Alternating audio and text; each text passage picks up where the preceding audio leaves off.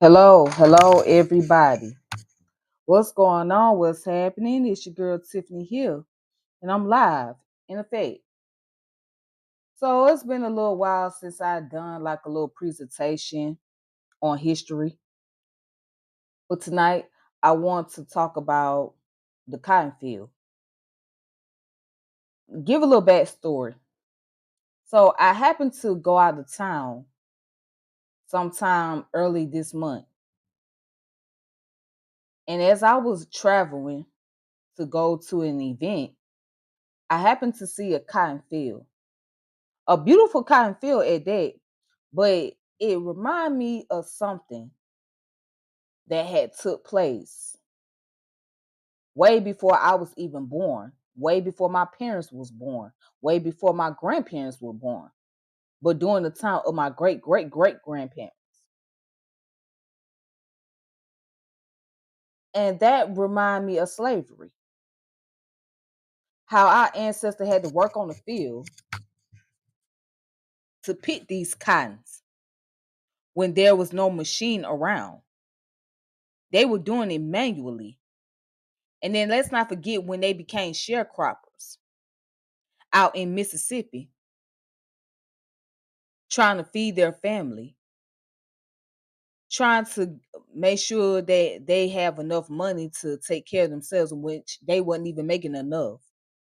They would get up at 5 o'clock or 6 o'clock in the morning and stay there till about 4 p.m., working in the hot sun, singing hymns just to keep them busy, trying to stay focused. So this is one of the reasons why it's important for me to talk about the cotton field, because people don't really know that the cotton field has played its role in slavery. Okay. It was it was part of the economics. People made lucrative income off of cotton. And still to this day, people still make profit off of cotton. If it wasn't for cotton, we wouldn't be having clothes to wear, right? We wouldn't have shoes to wear. We wouldn't have different items to use. We wouldn't have washcloth. Cotton plays a major role in the economy. And we can get into the concept about the tobacco field, the rice, etc. But tonight I want to discuss the cotton field. Make sure you like and subscribe to the channel, hit the notification bell, and share the channel. So let's go into the history about African Americans.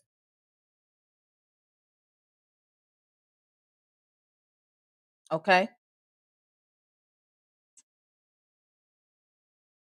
Let's look at African American agriculture. And you can find this on Wikipedia. So it says the role of African Americans in the agriculture history of the United States include roles as the main workforce when they were enslaved on cotton and tobacco plantation in the antebellum South. After the Emancipation Proclamation in 1863 to 1865, most stayed in farming as very poor sharecroppers who rarely owned land. They began the Great Migration to cities in the mid 20th century. About 40,000 are farmers today. Okay, so if you look at these landfill right here, right, you see the cotton field, the cotton workers right here. Okay, the cornfield, a black sharecropper.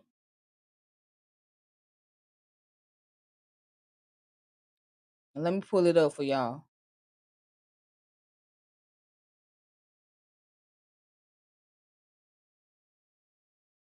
Okay,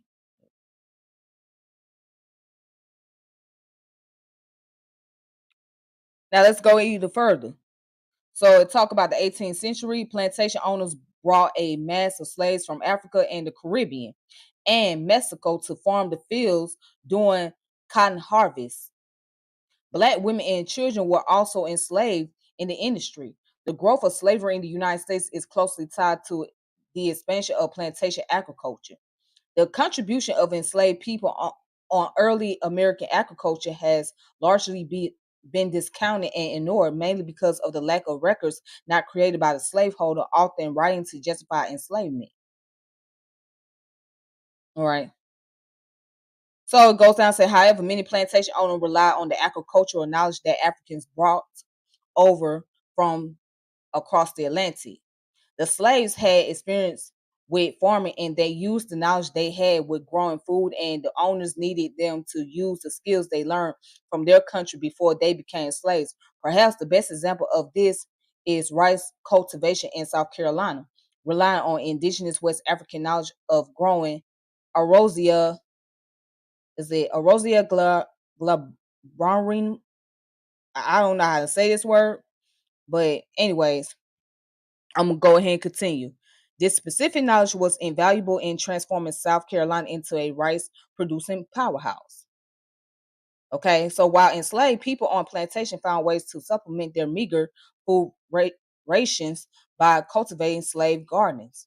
These slave gardens were usually near the slave cabins and or remote areas of the plantation and provided, excuse me, provided slaves with three benefits: nourishment, financial independence, and medicinal uses. These slave gardens allowed enslaved people some level of autonomy and agency. When they grew more than they could consume, they were able to sell. All right. Now, there's a part in the article where it mentioned that the plantation owners relied on agricultural knowledge that Africans brought over from across the Atlantic. So, to those who thought that our ancestors didn't have any type of knowledge when it came to scientific knowledge, right? How was they able to bring about the agricultural knowledge when they got here to this country? How was they able to do that? So they had some form of knowledge. I hope you guys know that agriculture is part of science, right? So if you don't believe that they had some type of scientific knowledge, you might want to go back and study the agriculture. You want to go back and study how they was able to use plants as medicinal herb, right?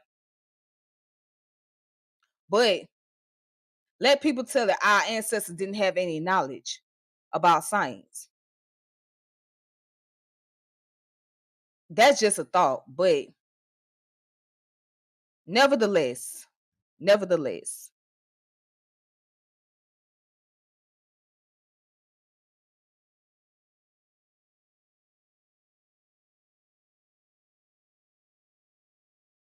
all right, so the great majority of black farm workers before 1865 were enslaved workers on southern farms and plantations. Smaller numbers of free employees on farm owners. In South Carolina, there were about 400 free black farmers in the rural parishes around Charleston. As farmers, as farmers, their strategies, production, and rural lives resembled the poor white neighbors. Survival was a high priority and involved establishing economic self-sufficiency through concentration on food crops for their own families, and then by cultivating social advantages such as having a rich white patron. Okay. So now let's go up to where it says the cotton harvest. Mm,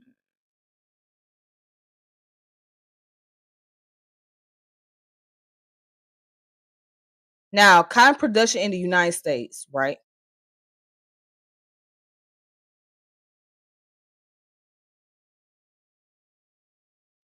It says the United States export more cotton than any other country, though it ranks third in total production behind China and India. Almost all of the cotton fiber growth and production occurred in the southern United States and the western United States, dominated by Texas, California, Arizona, Mississippi, Arkansas, and Louisiana. More than 99% of the cotton grown in the U.S. is of the upland variety, with the rest being American Pima. Cotton production is a $21 billion per year industry in the United States, employing over 125,000 people in total, as against growth of 40 billion pounds a year from 77 million acres of land covering more than 80 countries.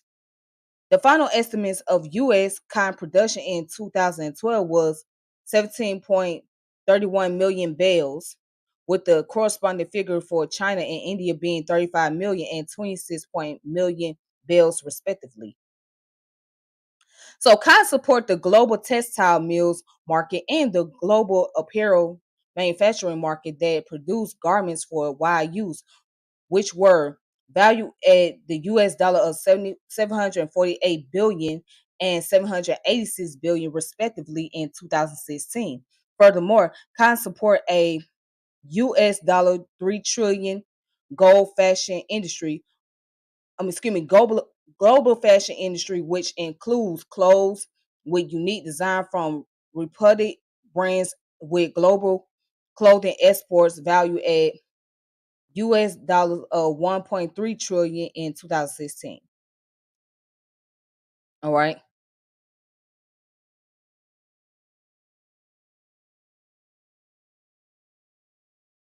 Okay, so that's the history, right?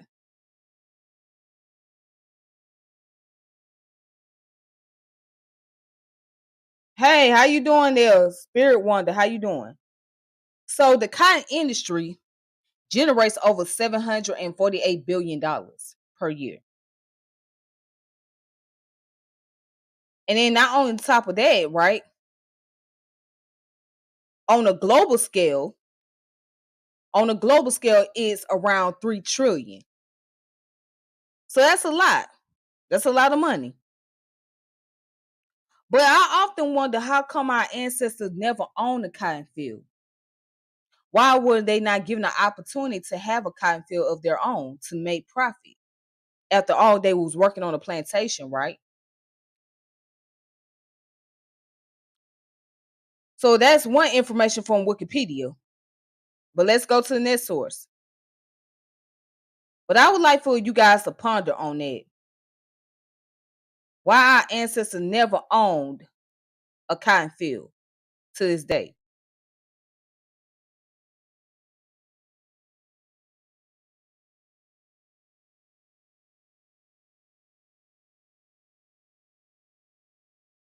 Now, this article is called King Cotton, the Fiber of Slavery by Jean M. West, right?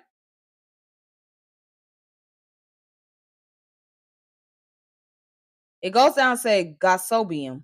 Although botanists are still uncertain about the origins of cotton or when humans first domesticated and began using it, species of wild cotton grow in tropical zone in Africa, the Americas, and Australia, wherever they are long, sunny days without frost for at least 160 days. Cotton, unlike most of the other crops associated with slavery, was used by civilization around the world before the exchange of plants and animals, which followed in the wake of Columbus. Archaeological evidence showed that one variety of cotton was cultivated by people of the Upper Nile in what is now Sudan around 12,000 years ago. Another variety was raised in coastal Peru about 10,000 years ago, while yet another was woven into textile at Mohenjo Daro in the Indus River Valley of West Pakistan 5,000 years ago. All right, so let's go ahead and let's look down where it talks about the cotton gin. Watch this. So the entanglement of cotton with slavery in the United States began in the late 18th century, but involves only two of cotton's 43 species: Gossobium, which is the Sea Island cotton, and Gossobium hirsutum, which is upland cotton. Sealand cotton has black fuzz-free seed and super long staple length.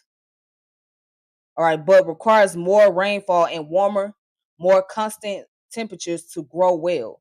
Upland cotton, which currently provides 90% of the world's cotton crop, has short staple lengths and light fuzzy green seed to which the lint is firmly attached, but it may be cultivated in a greater variety of environments. Okay. So it says plants are eager to find something more profitable than tobacco, rice, and indigo began to experiment to fulfill British demand for more cotton. So in 1786, Bahamian G was a G. barbardens seed was introduced into the United States.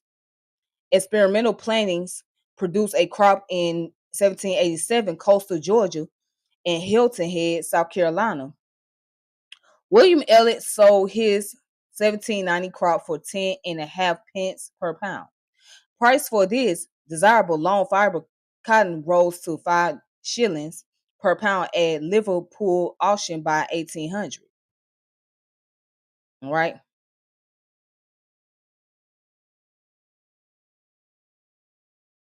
Now, going down where it says King Cotton. So no longer limited by the quantity that they could clean, planters began to plant vast amount of upland cotton.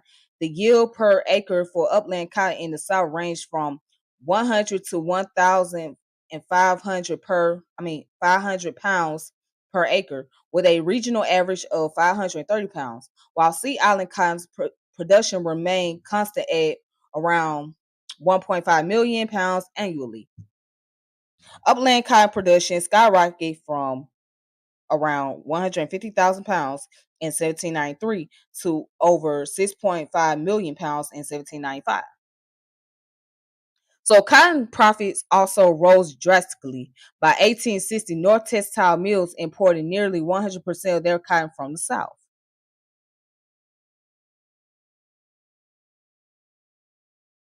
And then it goes on to say Senator James Henry Hammond of South Carolina declared in 1858 what would happen if no cotton was furnished for 3 years. England would topple headlong and carry the whole civilized world with her. No, you dare not make war on cotton.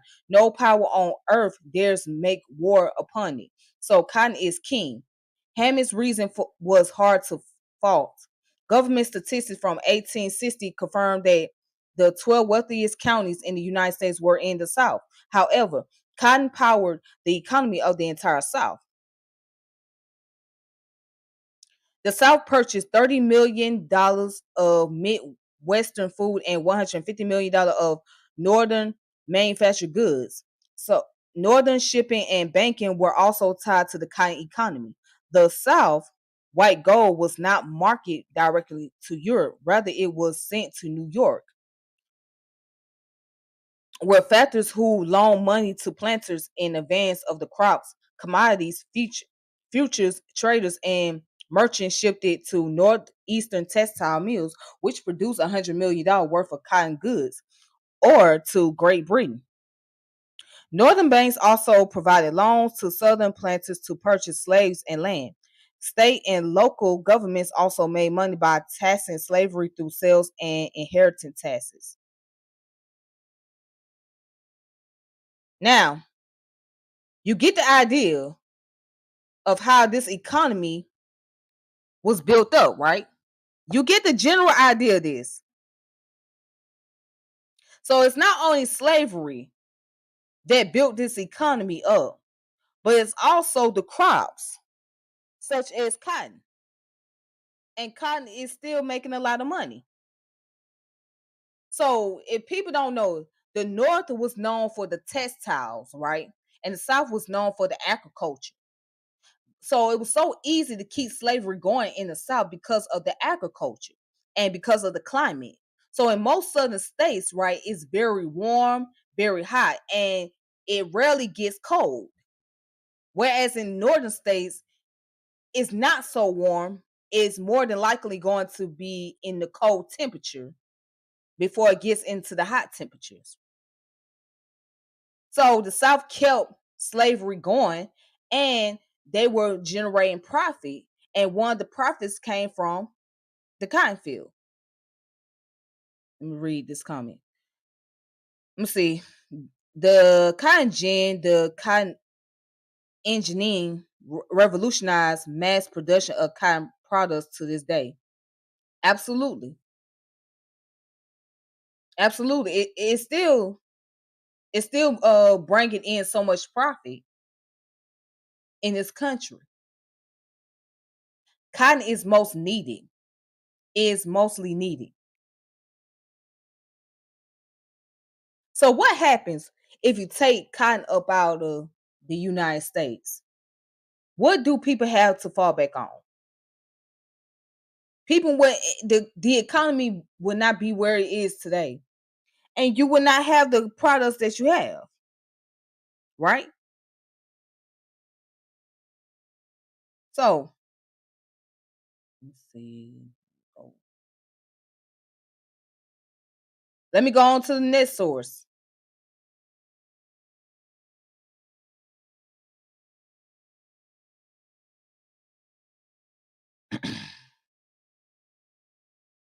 So this came from PBS.org. The cotton economy and slavery.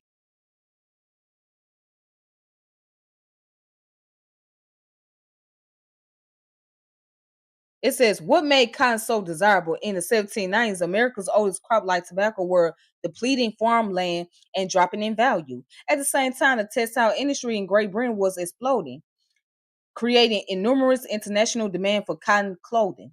Eli Whitney's invention of the cotton gin, which was easily separating cotton fiber from its seed, was merely a motor for a global economic machine. Slavery was its fuel. Let me read that one more time. The invention of the cotton gin, which easily separate cotton fiber from its seeds, was merely a motor for a global economic machine. Slavery was its fuel. Global economic machines. Slavery was its fuel. Think about that. Slavery was its fuel. But let's continue.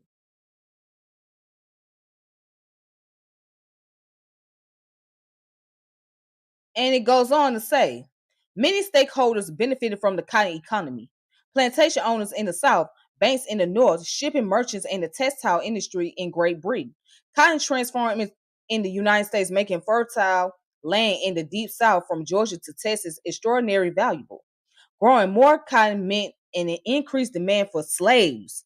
Growing more cotton meant an increased demand for slaves. Growing more cotton meant and increased demand for slaves.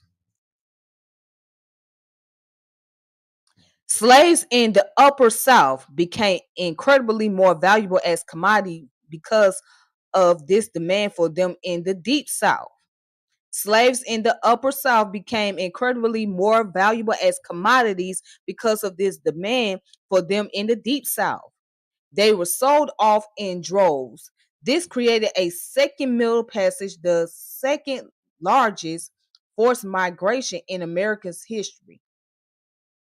Okay? To feed Cotton King or to feed King Cotton, more than 1 million African Americans were carried off into the deep South. That's 2.5 times the number that were brought to the United States from Africa. And also, you guys can check out the show called The African Americans Many Rivers to Cross with Dr. Henry Louis Gates Jr., which I would recommend you guys to look at. That's a great show. He does a great job of going into the history about slavery here in America and talk about the cotton fields and the tobacco fields, etc. So look up Dr. Henry Louis Gates, Many Rivers to Cross. I strongly recommend it for the beginners. Let me read the comments. Thanks, Black people, for building up a nation that was able to produce so much. Hmm.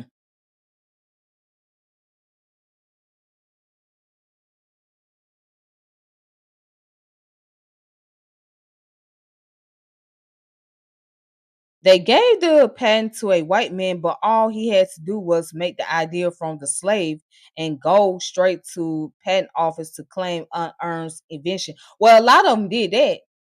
A lot of them took away or took credit for what blacks have created. A lot of them did. A lot of them took credit for it and profit off of that. That's what they were known to do. Many of them went down to the patent office and said, "Hey, this is my invention. I created this, etc."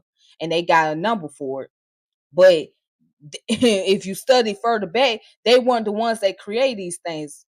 However, they had privilege. They had the privilege and opportunity to actually go and be able to claim something to make profit off of.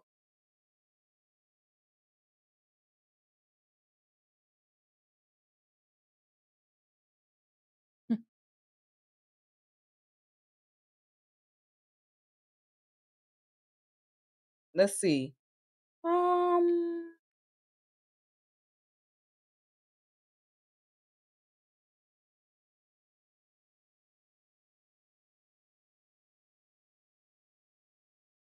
let's go down here. So let's go on to the next one. This come from MLPP dot pressbooks dot pub/US history, right? That's Minnesota Library's publishing project. So US history one pre-colonial to Glid age, slavery and King Cotton once again. Okay, let's see what else we can find in here.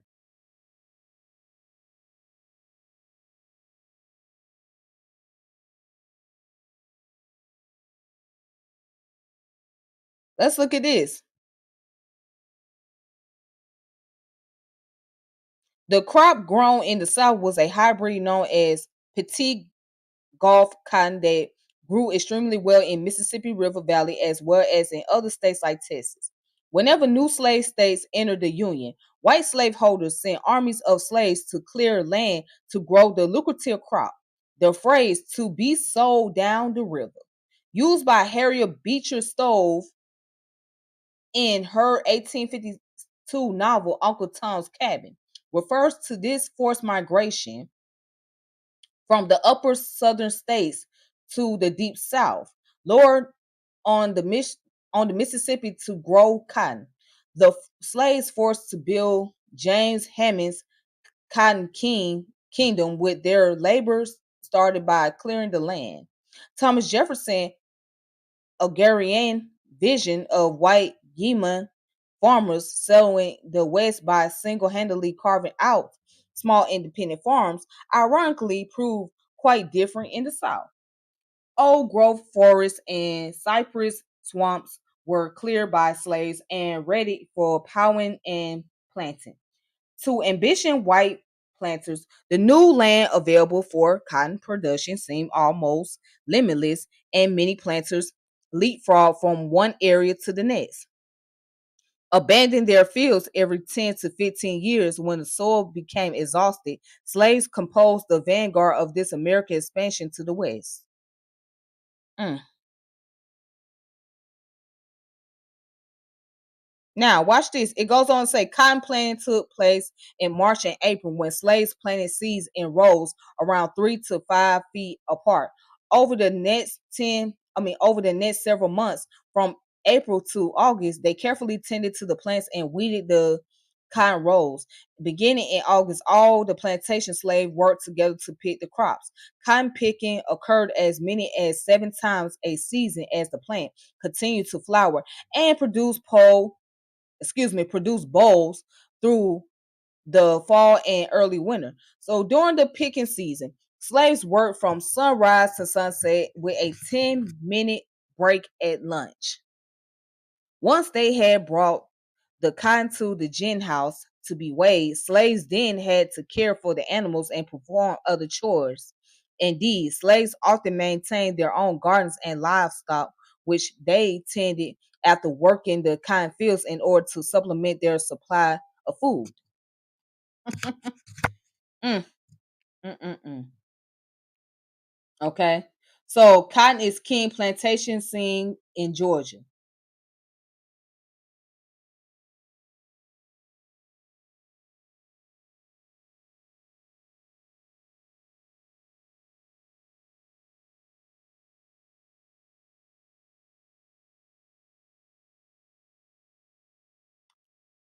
It says, as the cotton industry boomed in the South, Mississippi River steamboats became a defining component of the cotton kingdom.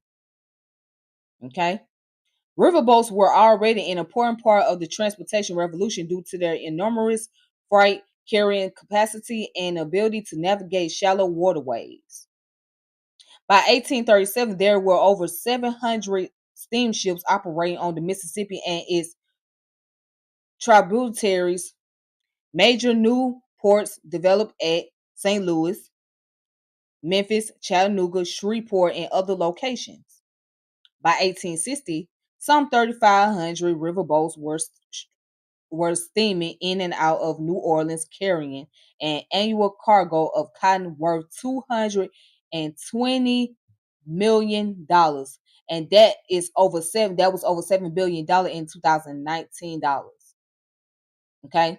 So $220 million today in maritime would be 7 billion. Riverboats also came to symbolize the class and social distinctions of the antebellum age, while the decks carried the precious cargo. Ornate rooms, staterooms, graced the interior where whites socialized in the ship saloons and dining halls while black slaves served them. Hmm. So, go further down. The South dependence on cotton was matched by its dependence on slaves to plant tin and harvest the cotton. Despite the rhetoric of the American Revolution that all men are created equal, slavery not only endured in the United States, but was very foundation of the country's economic success. Cotton and slavery occupied a central place in the 19th century economy. Importing slaves into the United States was outlawed by Congress in 1808, but owning slaves remained legal. At the same time, falling tobacco prices caused a shift to wheat farming in the Upper South. Raising wheat was less labor intensive than tobacco. In fact, the Yeoman farmers Jefferson had imagined spreading westward grew plenty of wheat with no slaves at all. Rather than competing with farmers in the North and Midwest, slave owners in states like Virginia, Maryland, and Kentucky went into the business of raising and selling slaves to the cotton plantation of the Deep South. As many as a million slaves were sold down the river in a domestic slave trade during the first half of the 19th century, generating immense fortunes for already wealthy slave owners the upper in the upper South. Okay.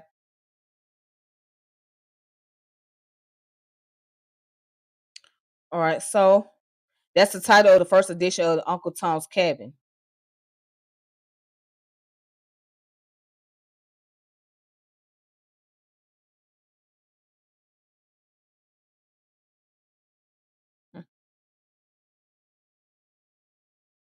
All right. So now people might wonder what this picture is. I know we all seen this picture on the internet, right? Watch this. The 1863 photo of the scarred back of a slave named Gordon was distributed widely by abolitionists. Okay.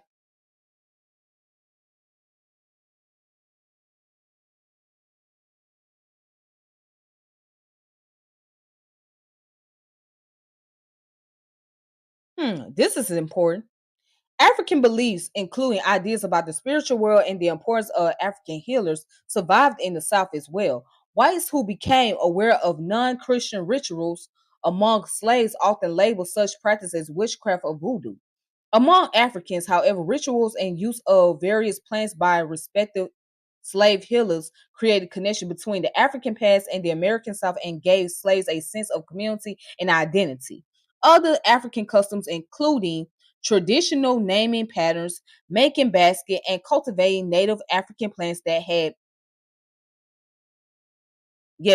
been brought to the New World also endured. Many slaves embraced Christianity. Whites emphasized scriptural messages of obedience and patience, promising a better day awaiting slaves in heaven. But slaves focused on the uplifting message of being free from bondage. Spiritual songs that reference the Exodus, such as Roll, Jordan, Roll, allow slaves to freely express message of hope, struggle, and overcoming adversity.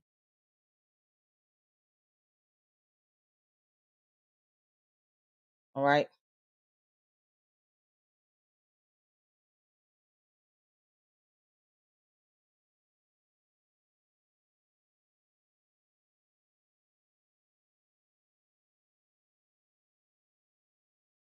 So let's see. Um, read some more comments. A lot of slaves were very smart people. A lot of former slaves ended up being multimillionaire philanthropists. Betty Mason in Los Angeles and owned towns like Allensworth. Absolutely. Yes. Slaves were always intelligent people because they didn't start off as slaves. They had different occupations, right? So many of them were healers, pastoralists, educators, gurus, well respected elders.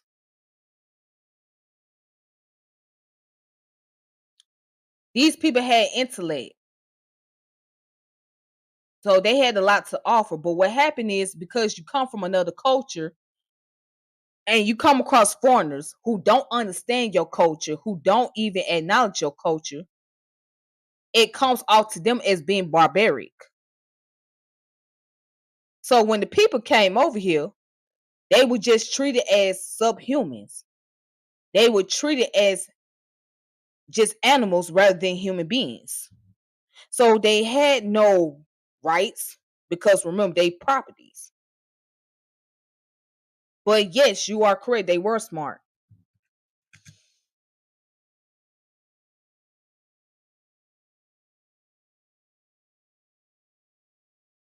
White people were going through a period called starving time where they didn't have slaves, so they couldn't hunt or grow crops, so they started eating each other.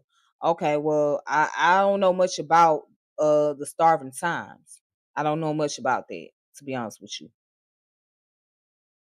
That's something that I would have to look into, so I don't even know.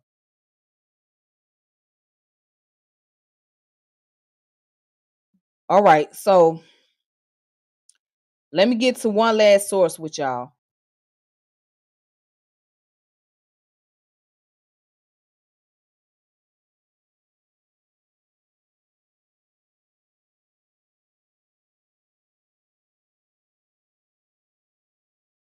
All right. All right. So this next source come from Jaster.org, which stand for Journal Storage. And this one's called River of Dark Dreams, Slavery and Empire in the Cotton Kingdom by Walter Johnson. All right. And this book came out in 2013. But anyways. But Stephen DeLeo, University of Houston.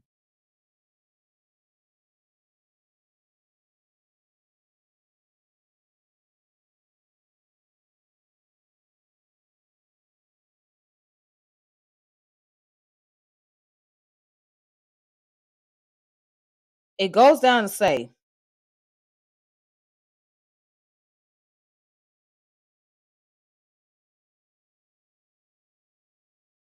it was not until 1850s that Mississippi and Louisiana became central to the Cotton Kingdom. In 1850, the two largest cotton producing states were Alabama and Georgia, which harvest half again as much cotton as Mississippi and Louisiana. An explosion in production by 1860 did elevate Mississippi and Louisiana into two of the top three states in cotton production, with Alabama wedging between them. Still, all of the top five cotton producing states in 1860 were along or near the Gulf of Mexico: Mississippi, Alabama, Louisiana, Georgia, and Texas. Only two of those states were also along the Mississippi River. Even during this brief peak, the entire Mississippi River Valley produced just under half of the South's cotton.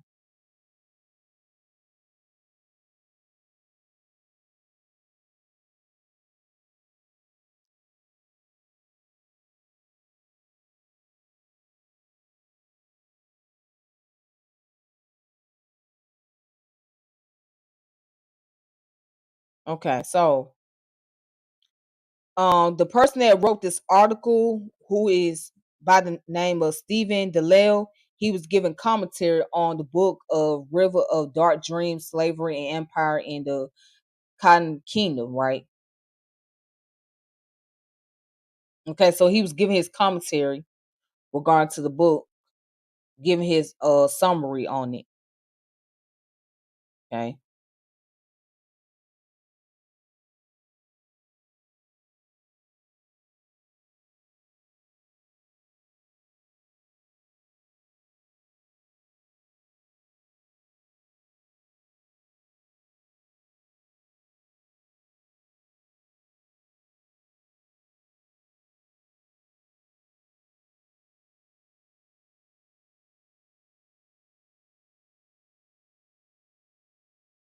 All right, so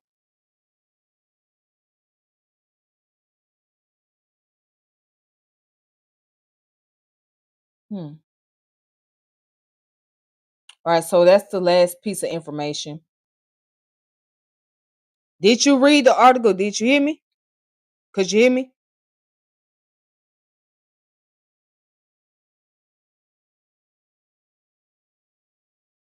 This article here is basically giving a commentary on the book about the River of Dark Dreams, Slavery and Empire in the Cotton Kingdom.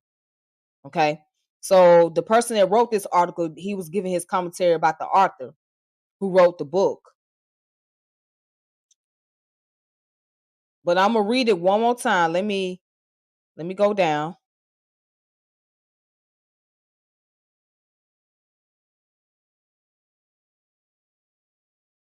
Okay. Let me go down here. It says it was not until the 1850s that Mississippi and Louisiana became central to the Cotton Kingdom. In 1850, the two largest cotton producing states were Alabama and Georgia, which harvest half again as much cotton as Mississippi and Louisiana. An explosion in production by 1860 did elevate Mississippi and Louisiana into two of the top three states in cotton production, with Alabama wedged between them. Still, all of the top five cotton producing states in 1860 were along or near the Gulf of Mexico, all right, which was Mississippi, Alabama, Louisiana, Georgia, and Texas. Only two of those states were also along the Mississippi River, and even during this brief peak, the entire Mississippi River Valley produced just under half of the South's cotton, all right?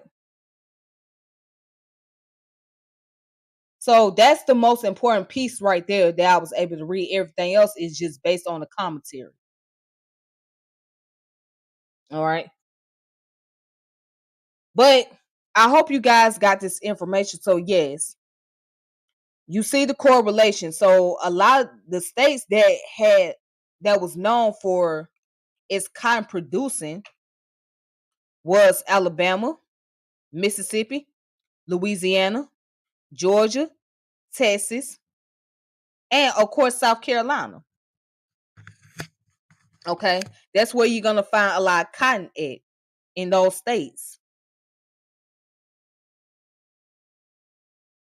Those states was known for a lot of its cotton producing. All right. Mm.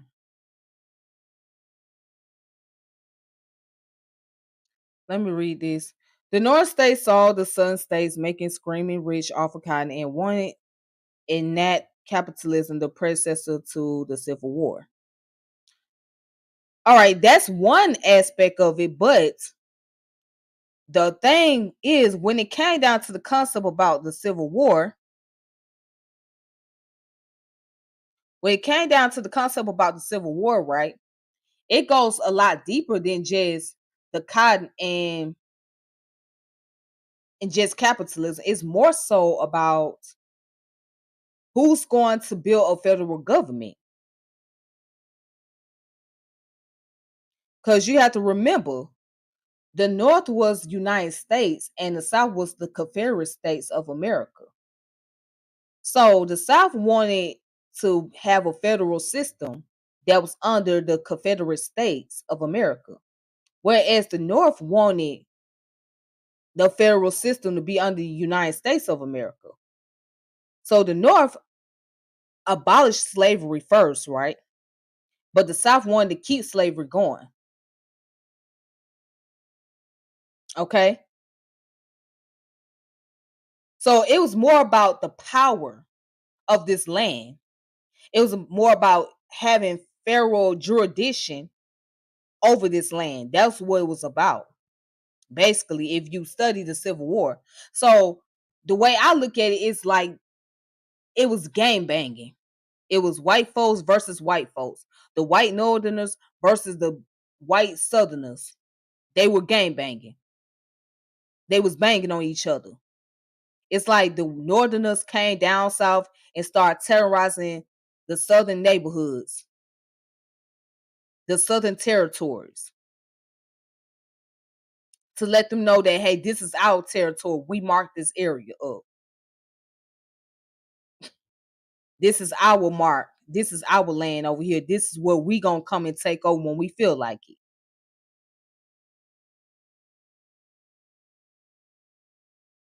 So it was more about power structure. That's what it was about when it came down to the Civil War.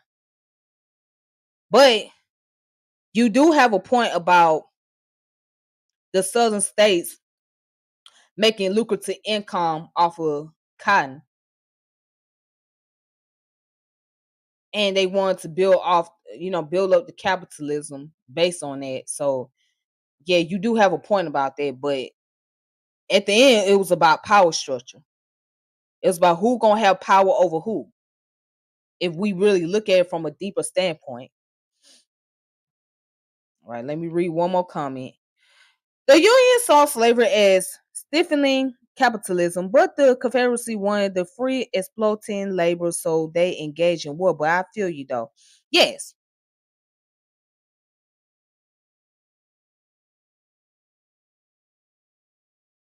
Yeah, I mean, I'm not disagreeing with your statement. I mean, you have a point there. You really do. You have a point. But it all goes back to the power infrastructure. That's all it is. Who's going to build the power infrastructure of this land? Is it going to be the North or is it going to be the South? Who's going to have to say so over this land? Who's going to have what we call today federal jurisdiction over this land? You know? So that's what they was looking at, the federal jurisdiction. Who's going to have the final say so? Who's going to occupy this land? Who's going to come up with the laws that's going to benefit the land in itself? Who's going to create a civilization? But yeah, you have a point though. I'm not denying that. And I appreciate your commentaries. I appreciate you guys tuning in, watching the videos. Um, I'm gonna go ahead and log off because I'm about to call it a night. I'm about to fall asleep. But anyways, I hope you guys have a wonderful evening or wherever your time zone may be. Thank you for tuning in, watching. Make sure you like and subscribe to the channel. Hit the notification bell. And also share the channel, check out the previous video, and I will keep you guys posted on the next topic. All right. And I just thought this topic was very important to understand, like how our ancestors have put so much struggle into building the cotton field. You know what I'm saying? How they put their lives on the line.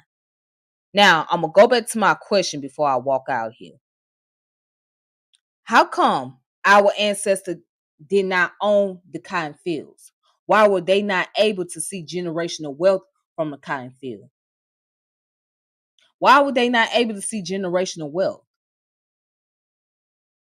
When they was promised 40 acres and a mule, right?